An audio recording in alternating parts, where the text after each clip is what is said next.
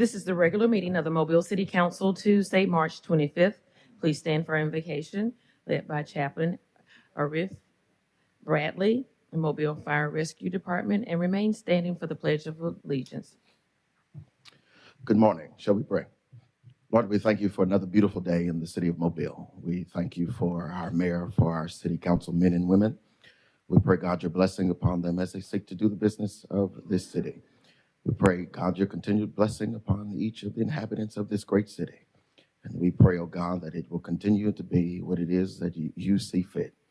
Help us all that we may do your will. In Jesus' name, amen. I pledge allegiance to the flag of the United States of America and to the republic for which it stands, one nation, under God, indivisible, with liberty and justice for all.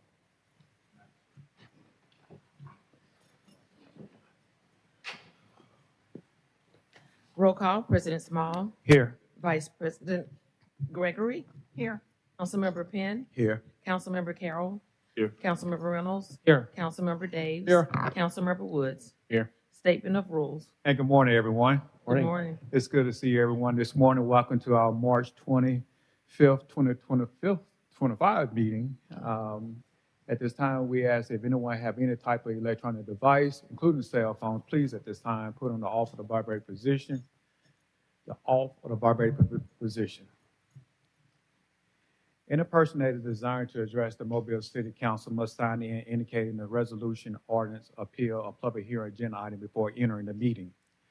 When addressing the council, the speaker must give his or her name.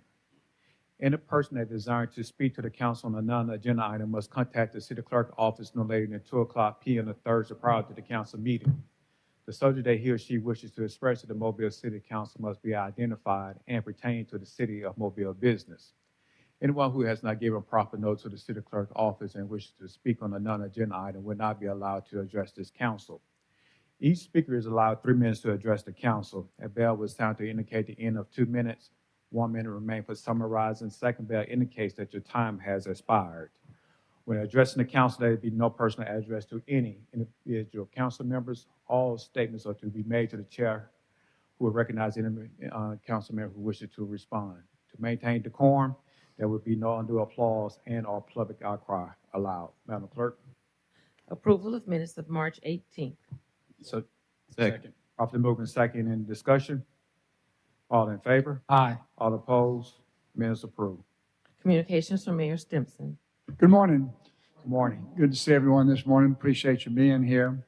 I have several announcements and then a couple of presentations. The first announcement has to do with the bridge, something that you may have seen in the media in the last 12 to 24 hours, where it's talked about that there was a change of contractors, but the project is moving forward, despite what you may have read into the article.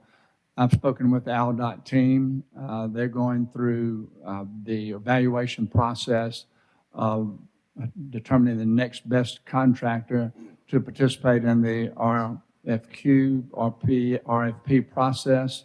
We'll know more within the next few weeks about how it actually moves forward. The good news is that all the work that has been done by the contractor on the Bayway, that engineering will not be lost. That's the property of AlDOT, and so it'll be turned over to the engineering firm that will be replacing them. The next steps are continuing the process of negotiating what they call the guaranteed maximum price and finalizing the TIFIA loan. AlDOT is still very optimistic about the pathway forward, and they still anticipate groundbreaking by the end of 2025. Another announcement has to do with our household hazardous waste. On Saturday, March 29th, of this coming Saturday, from 9 a.m. to 1 p.m. It'll be at the Seals Community Center. This is the latest in a series of free events. There's no registration required, but it's to help Mobilians safely and responsibly discard their hazardous items to where our sanitation crews can pick them up that they can't pick up when they come to your house. So automobile fluids, aerosols, aerosol sprays, batteries, fluorescent tubes, paint, cleaners, pesticides, herbicides, and fertilizers. If you bring it to Seals Park between 9 and 1, they'll be glad to take it off your hands, but they will be asking what your zip code is to verify that you live in the city. Last year, we collected almost 80,000 pounds material, which kept them out of our landfills. So if you want more information on that, you can go to the city's website and look it up, and it'll give you the details that maybe I didn't touch on here. We've also rescheduled the Gun Violence Town Hall, the Office of Public Safety and the Community Advisory Panel hosting a town hall on Thursday, April 10th. We'll begin at 6 p.m. at Revelation Missionary Baptist Church, which is on Taylor Lane. This is a critical conversation, and we need input from the community and from young people and from families. This event will be led by a great panel of community leaders, which will include Rob Lansky, Chief William Jackson, Dr. Ashley Williams-Hogue, Dr. Kelvin Michaels, and representatives from the Mobile County Public School System. That's next Thursday, April 10th, at Revelation Missionary Baptist Church. Hope that you'll be there. This time I'll call on Chief Jackson to introduce two officers of the month, one for January and one for February. Thank you, Mayor. Staff, council, thank you for having us here today. First officer of the month was from January. This is Officer Austin King. If you will remember, back in September of last year, he stood before you as Officer of the Month then as well. Officer King has a keen ability to concentrate on be on the lookouts that detectives put out for people, for vehicles, and during the month of January, he did just that. Followed up on numerous BOLOs, made numerous drug arrests, confiscated numerous weapons. In particular, he found a BOLO vehicle that was being sought after for a shooting, several shooting incidences. One was a shooting into an occupied vehicle. He made the arrest on that. That led to the arrest for the shooting into occupieds, but that has also been tied to several other shootings, so more charges are coming. Additionally, during the month, he had 65 calls, 29 backings, and 16 felonies, and 19 misdemeanors. For that, he was nominated and selected as Officer of the Month for January.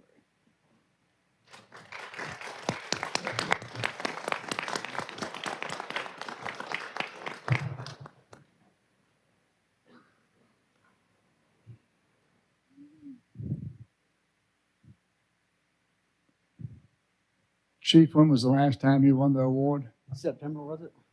Yes, sir. So his Officer of the Month was past September. He was Officer of the Month, and he's only been here for about 3 years. He's already made it twice. All right. Congratulations, Steve. So the Officer of the Month for February is Officer Eric Bolton. This is a unique situation where officers in our traffic division don't always get selected or submitted, but Officer Bolton works in our traffic unit where he's primarily tasked with traffic enforcement, anything from details, anything from escorts. But during the month of February, there was a vehicle that was BOLO'd also for subjects wanted for shooting, several shootings. And Officer Bolton saw the vehicle on DIP, was able to stay behind the vehicle. He finally made a traffic stop at 65 and Airport where the subject was taken into custody. He was charged with assault first, shooting into an occupied vehicle as well, and is linked to several other shootings that are being worked by the detectives as well. So for those reasons, he was nominated and chosen. Congratulations to you.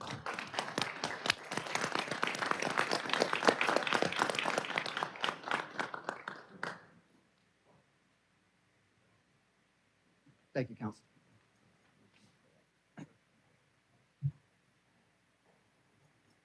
And I call on Chief Morris to introduce the Firefighter of the Month. Good morning. Council President Small and Vice President Gregory and Council, Mayor and staff, Mobile Fire and Rescue Department, who I represent. I'm always gracious and elated to announce one of our members as Firefighter of the Month for the month of February. Is driver Terry Morrell. Terry has been with us for 19 years. Although he started off in Pritchard, but the last 19 years he's been with us. And we have an awards committee.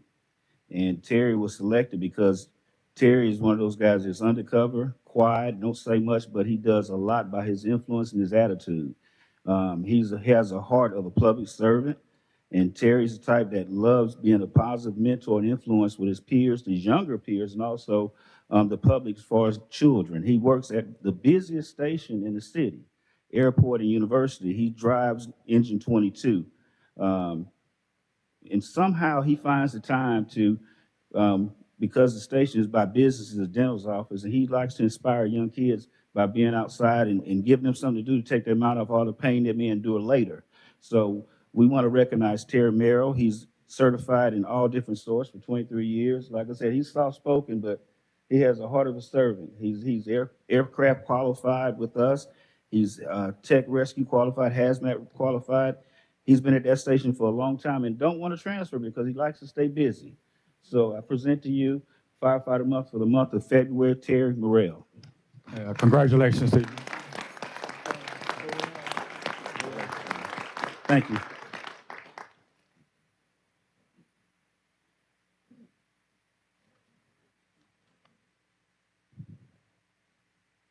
Congratulations. So I had the privilege of speaking with Driver Burrell prior to coming down here.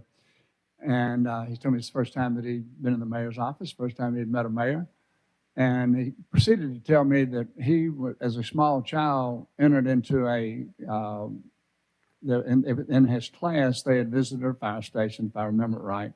Then they had a contest of who could draw the best picture of what they saw. And so he drew a picture of a fire truck, putting out a fire, like a hazardous waste fire in the middle of the road. He won the contest. And that planted a seed for him today, or 19 years ago, becoming a firefighter.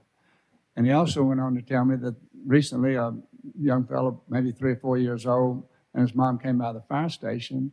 And so he took time to show him the fire truck.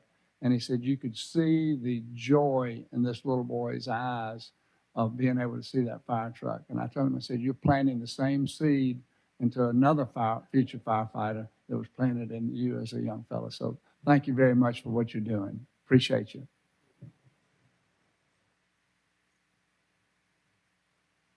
So we have a very special guest with us.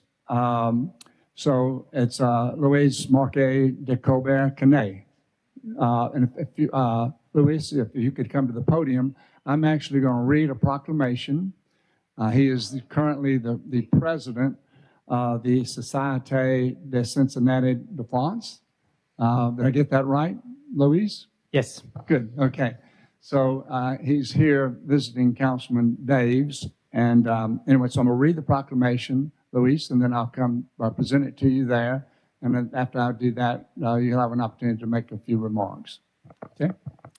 So, whereas Mobile was founded in 1703 by the French brothers Pierre Le Moyne d'Iberville and Jean-Baptiste Le Moyne, Sire de Bienville, who was appointed royal governor of French Louisiana in 1701, and whereas Mobile remained a French colony until 1783 and has a deep and rich cultural affinity with France, and whereas France provided critical assistance to the United States during its war for independence, assistance without which the war could not have been won, and whereas French and American officers fought side by side for 7 long years and shared unbelievable hardships together in order to win the final victory, which gave America its independence.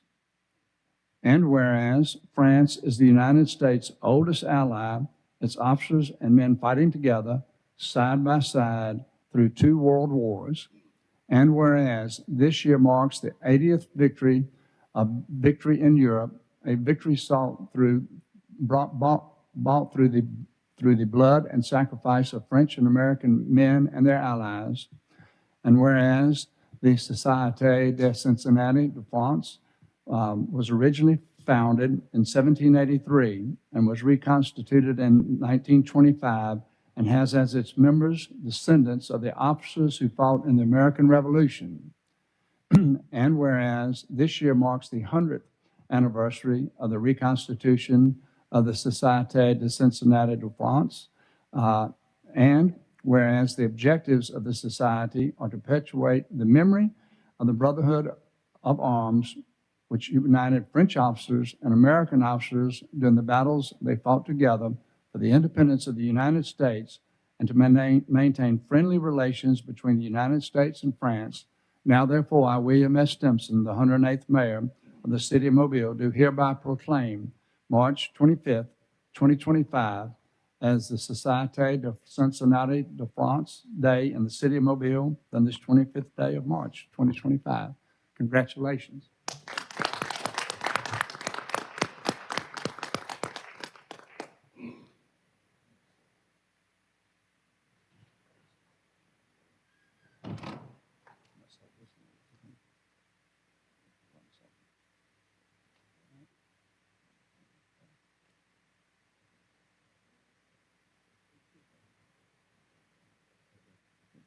Before your remarks, okay? I have one other thing I'd like to do before I make the remarks, before I allow you to make your remarks. So I'd like to present you a key to the city. And so you know more about walled cities in Europe than we do in the United States of America. But our understanding is back a very long time ago, the cities were walled and the gates were locked at night. And it was only trusted individuals to whom they would give a key to the city, a key to the gate. And so on behalf of the City Council and all of the citizens of Mobile, I present you this key, hoping that you will come and go because you are a trusted ally of the city. Thank you very much. So thank you so much. Yeah.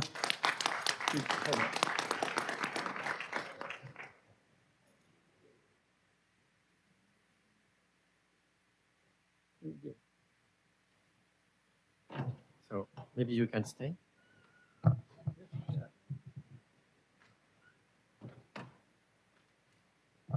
What an honor.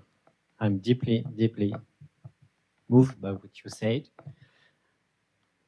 And I would like to share 3 things with you, not to forget. First of all, I would like to not to forget the 1944 and 1945 events that we shared together.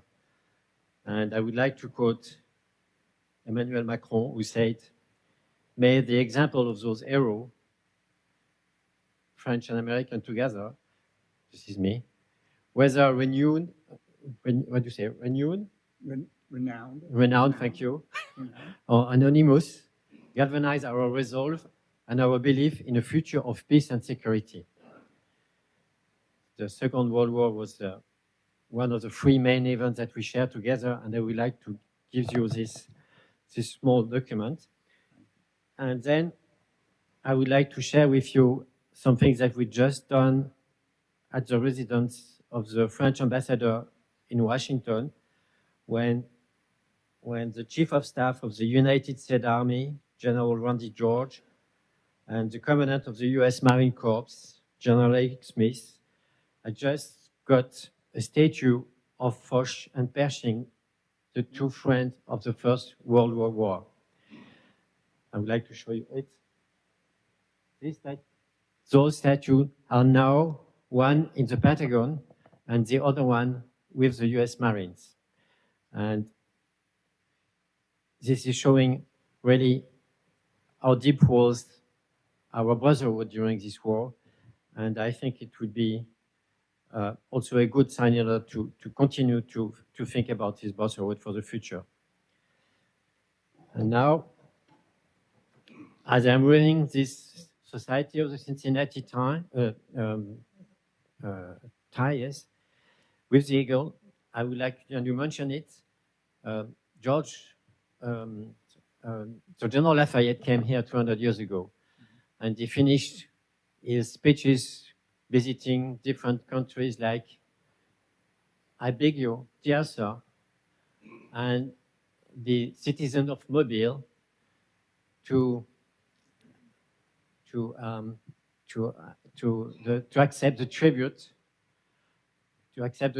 of, sorry, I'm too worried. To accept the tribute, yes, to accept the tribute of my heavily and deep gratitude for your so very honorable and gratifying receptions. Thank you very much. God bless America and France.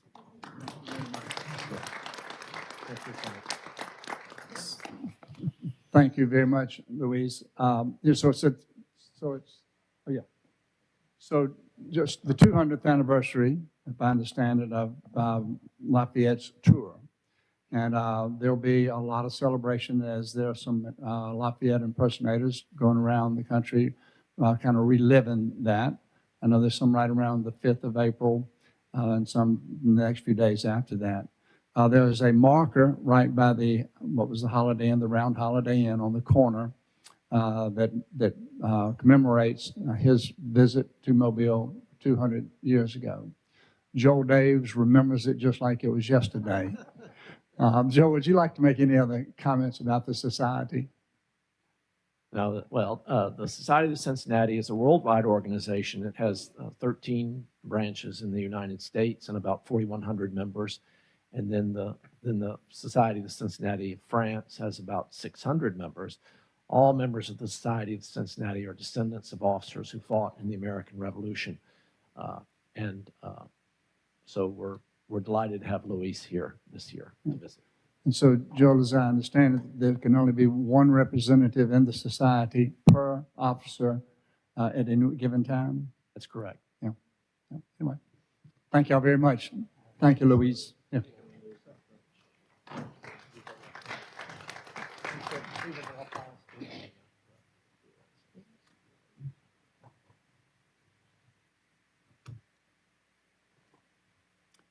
Mr. President, that concludes my remarks.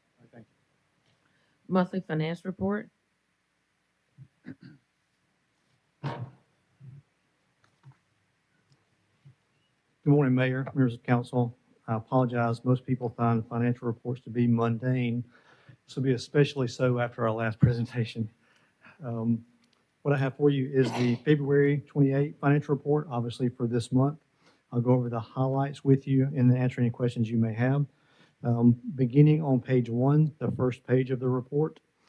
On the bottom right of that report, you'll find the line, or the bottom of the line that says reserve fund balance is at $58,626,210. Again, that is a static number month over month until we get to the end of the year for the new budget. The general fund operating balance, which previously would have been the unassigned fund balance, is at $116,650,760. Obviously, that is a healthy number. We collect our business license revenue in January and February. As we progress through the year, that number will decrease some, but that's a natural part of the budget progression as we spend those dollars. They're allocated to be spent across the year. The second page, page 2, at the top of the page, the first line, you'll see our sales tax for the month and for the year. As you progress over to the middle of the page at the very top line, you'll see year-to-date actual. That number is $79,940,184. That's just about where we anticipated to be budgetary for the year. We budgeted at $81,117,564. We're slightly under, however, that's not of a concern to us. You may recall that our sales tax revenue is collected 2 months in arrears. So the February number you see are actually for dollars that were spent through December of the year. We collect those 2 months after.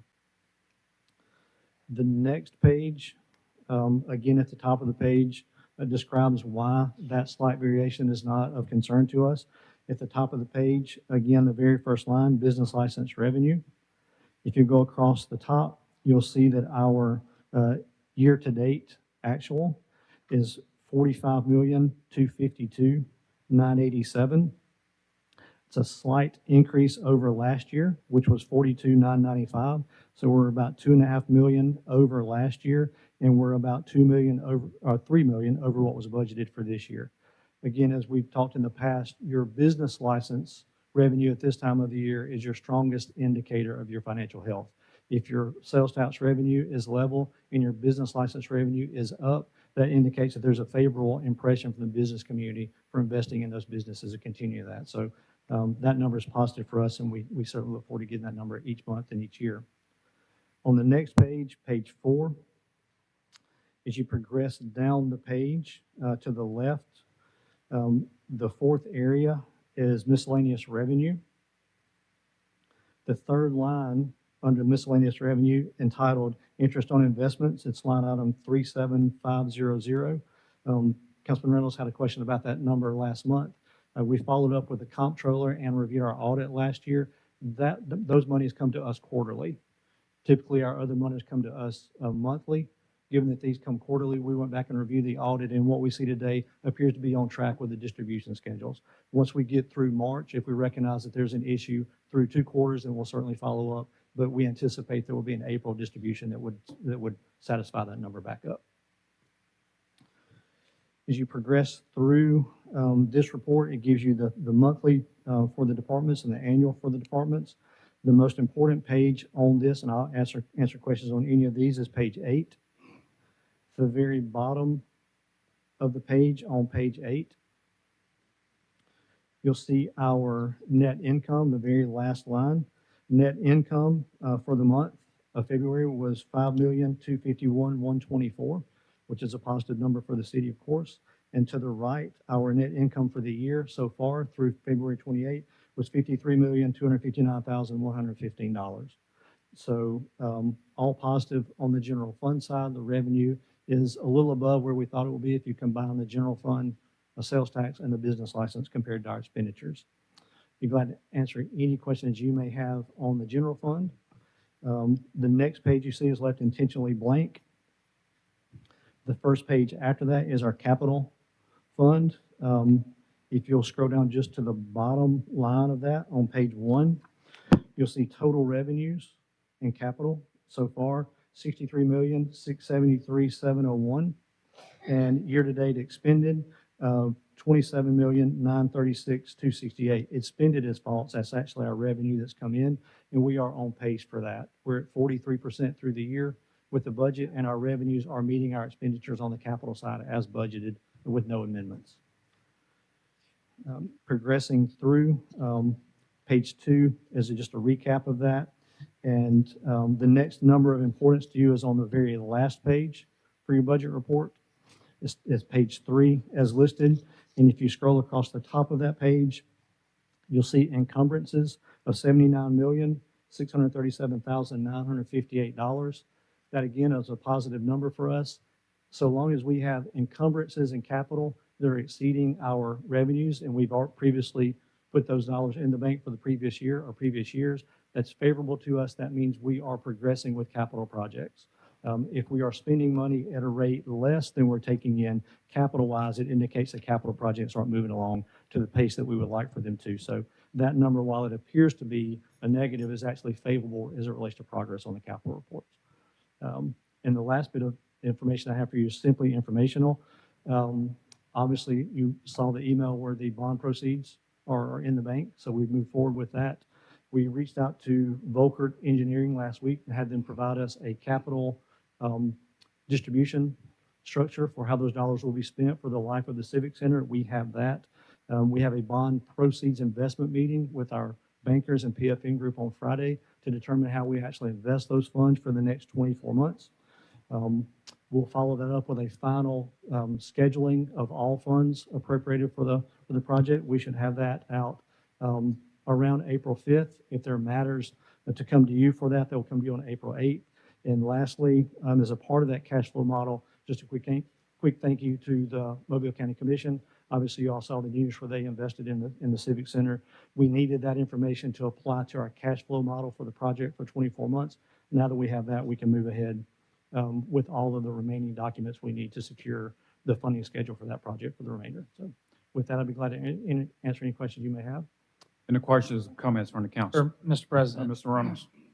Mr. Collins, can you go back to this indicator showing progress in the capital fund? What two are you comparing again?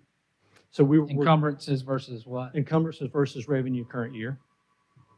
So if we're bringing money for a current year and we're spending more than that, then clearly that indicates we've encumbered capital money that's been invested in the past. We want to see that we're spending capital dollars in the process that we're getting capital projects complete. So anytime we see those dollars being encumbered at a greater rate than we are receiving them, that means we're spending previously invested dollars. And the transfers and adjustments, how does that, of 92 million on page 3? Transfers and adjustments would be transfers in and out to the capital itself. We have a series of sources of funds. A capital project could include municipal government improvement funds. Oh, gotcha. It could encumber general fund dollars. So that's a total recap of all of those sources of funds in and out. All right, yes, sir. Thank you. Any other questions or comment from the council? Mr. President. Yes. Mr. Collins, just one quick question. You just noted about the schedule, the distribution schedule, and the construction schedule. With that, as we're walking through this process, again, we are yet to determine when and where the money's when it's gonna come out, I guess. But are we, I guess, as far as kind of keeping up with what we spent today on the Civic Center, that I guess would fall under year-to-date budget report, maybe on the construction, when it comes to how we can kind of track that, I guess, moving forward? Yes, sir. We have a tracking system in place for that. Once we leave the meeting on Friday, we'll take in consideration every dollar that's been spent so far versus all of the sources of funds. We'll recap that information back out, and we'll be able to keep a mapped tracking on that for any expenditure at any time. Gotcha. Okay. Mr. President. Yeah, Mr. Penn. Oh, thank you. And Ms. Collins, you stated about the business license on year to date. The actuals are up prior to last year. And you said, and I just want to get some clarity based on that and based on what you have seen in other places. Is that a great chance that means our sales revenue potentially will go up as well? We hope. Anytime you see those business license revenues increasing, and I know there was a bit of an influx or discussions of that during annexation. Obviously, that time's passed, so everything's here. So when we see that business license increase year over year, it means that there are people who are reinvesting in those businesses, and it appears that some new investments are being made in because your business license is really a reflection of the percentage of your sales tax. So when we see sales tax coming in at its level, and we see business license revenue that's increased, it indicates a reinvestment in commercial and retail. Thank you. Anyone else? Mr. President, just one point of clarification on that. There's also an increase in business license fee amount. This is the first year that's been in place, so that has to be balanced out. There is, we consider part of that was a small change in that changed the spread over 2 years, and we took that in consideration, just a little consideration as we thought that through, but it appears that we're healthy. Anyone else? All right, thank you so much. Madam Clerk? Adoption of the agenda. So moved. Second. And properly moved in second. Any discussion? All in favor? Aye. All opposed? Agenda's adopted. Appeals, we have requests for waiver of the noise ordinance on May 31st at Bragg Mitchell Mansion, April 5th on North Monterey Street, April the 11th on Conti Street, April 13th on St. Francis Street, April 11th, May 9th, June 13th on North Jackson Street, May 15th in Arlington Park, April 12th in Meadowlavana Park, April 12th, April 13th, and April 14th in Langen Park. So moved. Second. Properly moved in second. Any discussion? All in favor? Aye. All opposed? Appeal passes. Public hearings today is a public hearing to consider the vacation of a right-of-way located on Farnell Lane. This opened up the public hearing for this particular said item. Is anyone present that would like to address the council on this item? If not, this particular public hearing is closed. Today is a public hearing to consider a vacation fee as a condition of the vacation of city right-of-way located on Farnell Lane. This opened up the public hearing for this particular said item. Is anyone present that would like to address the council on this item? If not, this particular public hearing is closed. Presentation of petitions and other communications to the council. Bryant Cox. Is Mr. Cox present? Okay. Madam Clerk? Tracy Glover.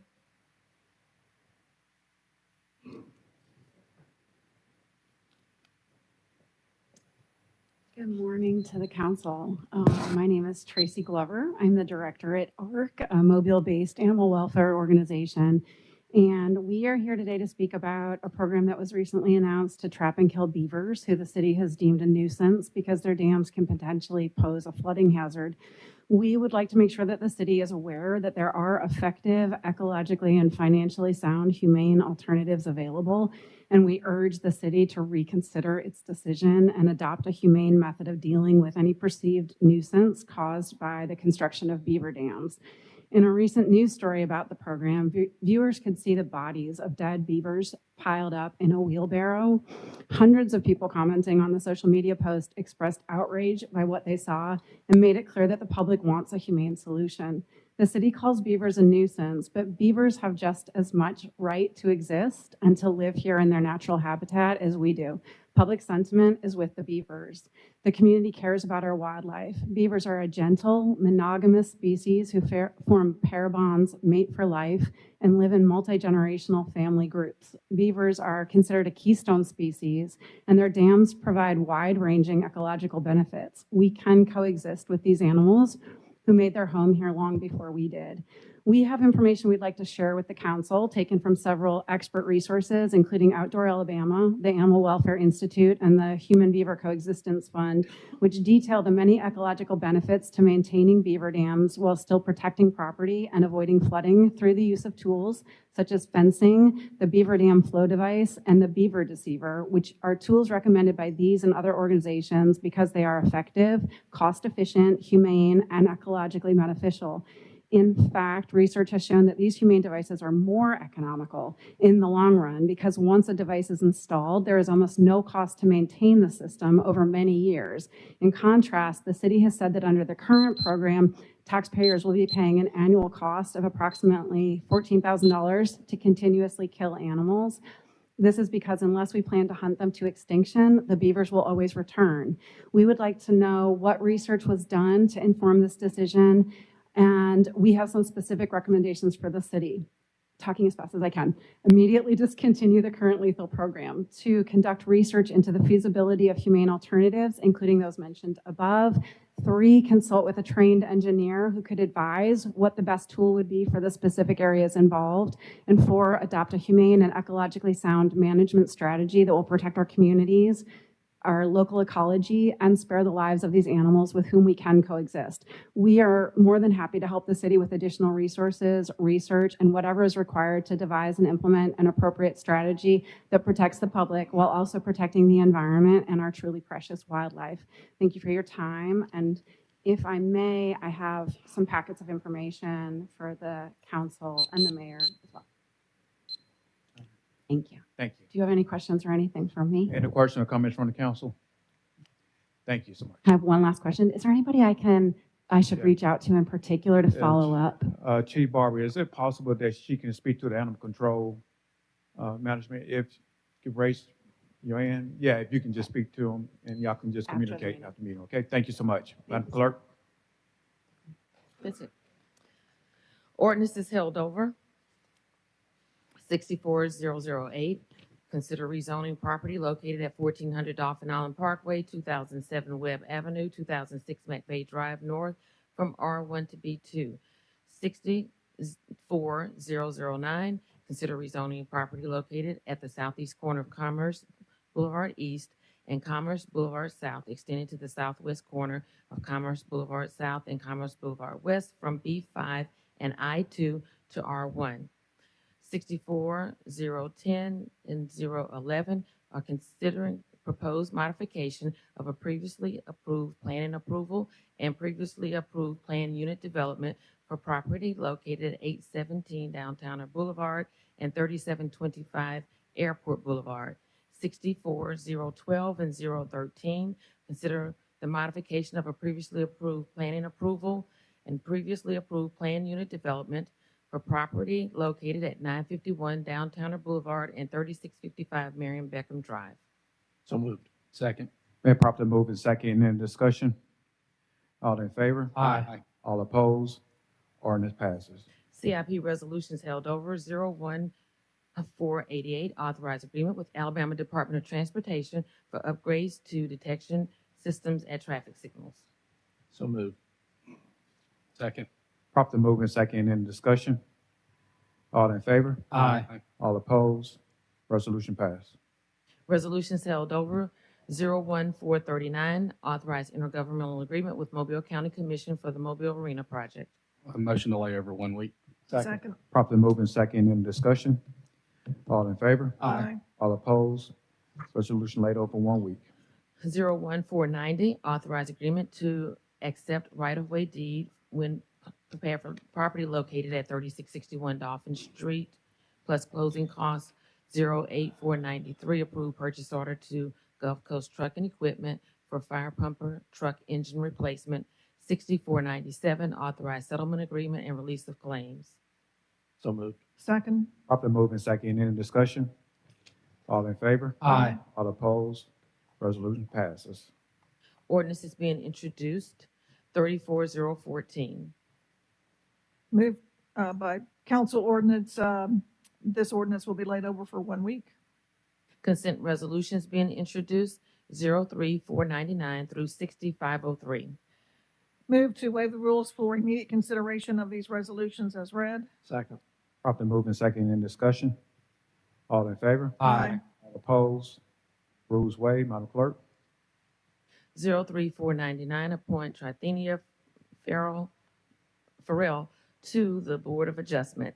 37500, recommend approval to the ABC Board for issuance of a retail beer table wine off-premises only license to Food Champs on Dolphin Island Parkway.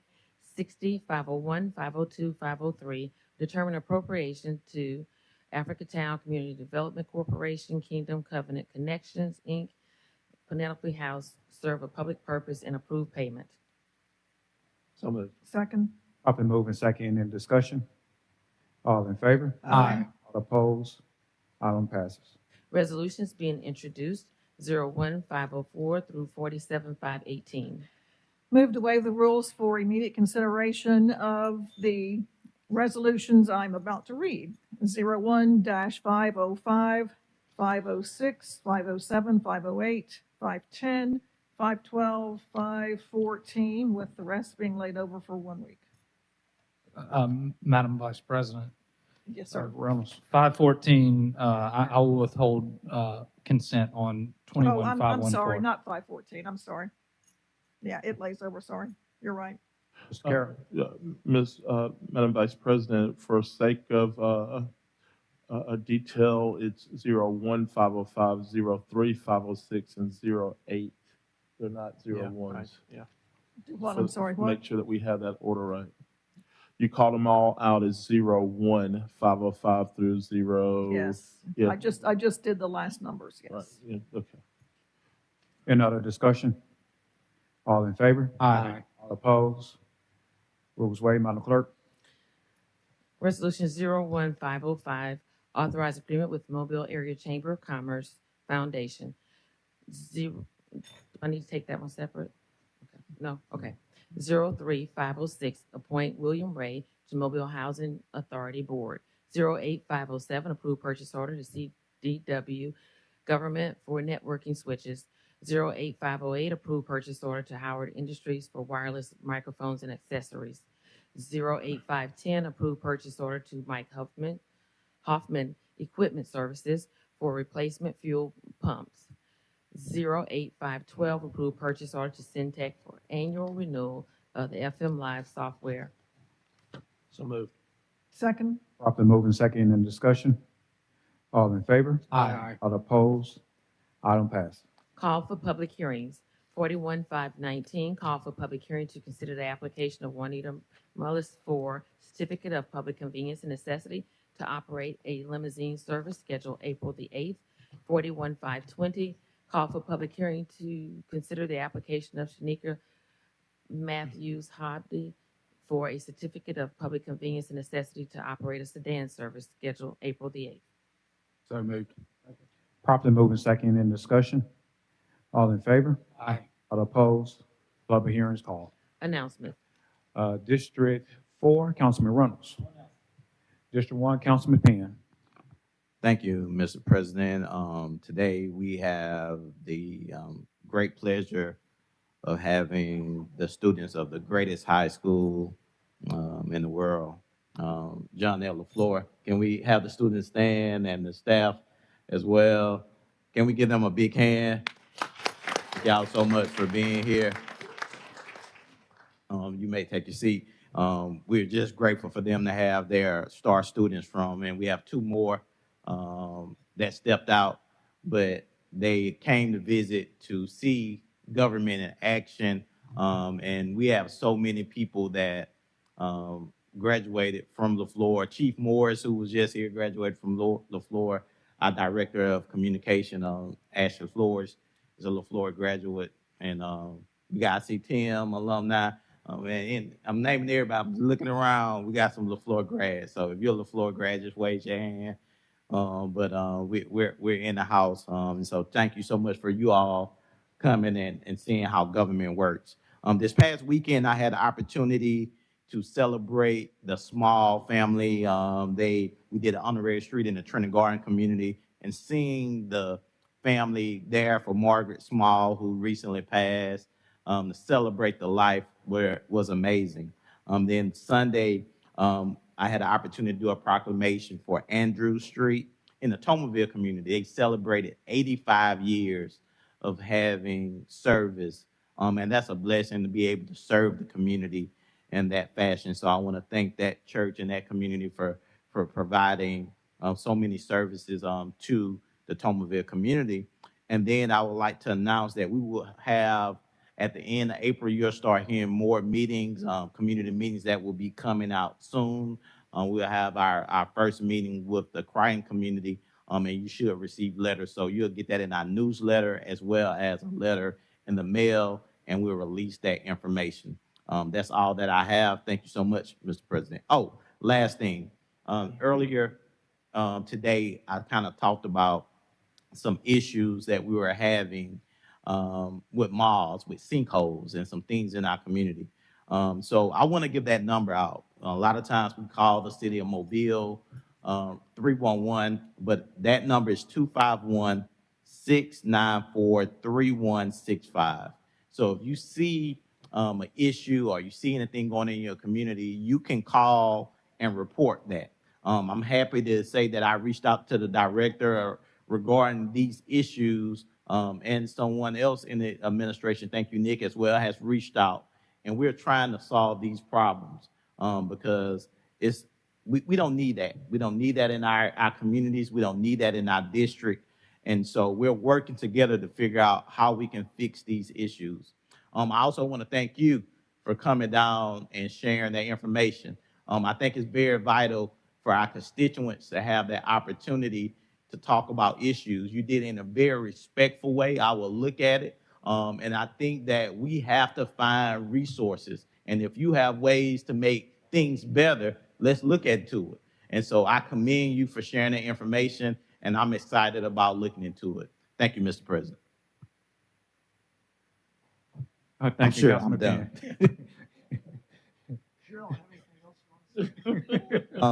Joe, I can think of some things now, you know. Thank you, Councilman Penn. District 6, Councilman Woods. Thank you, Mr. President. I was waiting for him to announce my committee meetings for me.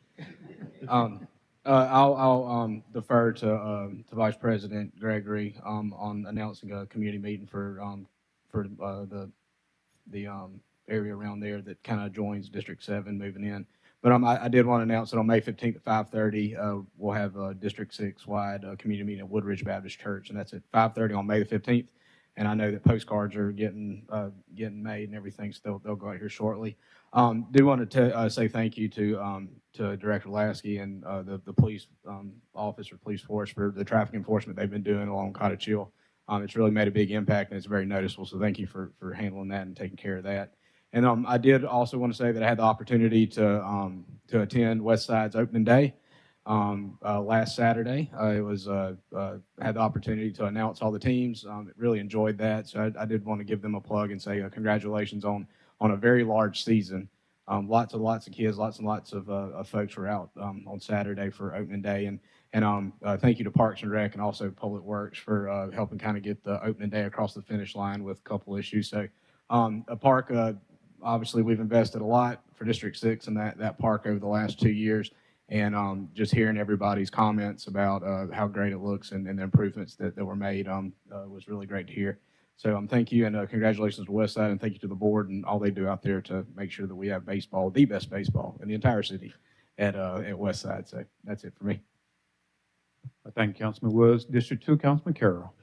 Thank you, Mr. President. Just a reminder that we are meeting tonight, the 25th at 6 p.m. at Westside United Methodist Church on Mohawk Street. That is tonight at 6 p.m. This covers the Magnolia Street section of District 2 and also from Pine Hill back up to Gant. So tonight at 6 p.m. at Westside United Methodist Church. District 5, Councilman Daves. District 7, Vice President Gregory. Thank you, Mr. President. Coming up on Saturday, April 12th, I have the really tough job of being a judge for the Chocolate Festival out at the grounds. This is all to benefit Penelope House. It begins at 10 o'clock a.m., and there will be a lot of vendors, a lot of great ways to sample everything chocolate and other sweets as well. So come on out, get your chocolate fix on, and help a really good cause. That's the Penelope House. Again, that will be Saturday, April 12th, and that will be again at 10 o'clock. Then on April 14th, that's a Monday, from 7 until 8:30, my office is sponsoring the Pops concert out at Langen Park. We'll be under the brand new renovated amphitheater. And of course, there are new restrooms out there as well to make it very convenient for everyone to come out and enjoy the Pops at Langen Park. And as Councilman Woods alluded to, he and I are sharing a community meeting on April 29th. It'll be at 6 o'clock p.m. at the Hampton Inn by Hilton. It's at 525 Providence Park. This will be for people who are currently living in District 6 but are shifting to District 7. I actually had represented a good portion of that area when I first started with the city council, so this is sort of a homecoming for a lot of those residents. So Councilman Woods and I will be addressing the residents there, explaining redistricting and how it all happens, and going over citywide issues. We'll have a lot of members of the administration there. So look forward to seeing everybody there. That will be April 29th again. Postcards are going out in the mail. You should get them soon. And we will be at the Hampton Inn by Hilton in Providence Park. And that's all from District 7. Thank you, Vice President. Greetings to the citizens of District 3. Please mark your calendar for 3 events that's coming up. On Saturday, April the 19th, is our annual Easter egg hunt, which will be at the Gilliard Elementary School, located on Dolphin Island Parkway, inviting all of the citizens of District 3 to please come out to this family-friendly event. Again, this is our annual Easter egg hunt, and it will start at 3 o'clock p.m. There will be plenty of food, fun, and entertainment, and of course, of a lot of Easter egg and the Easter Bunny. And on Tuesday, April the 22nd, we will be having a community meeting for the Morningside community neighborhood and also the Dog River neighborhoods, the new annex area for District 3. That will take place at the Morningside Elementary School at 6 o'clock p.m. Again, that will be on Tuesday, April the 22nd.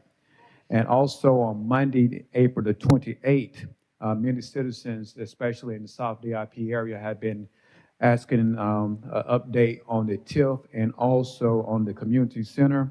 And we will have an update for you on Monday, April the 28th at BC Rain High School at 6 o'clock p.m.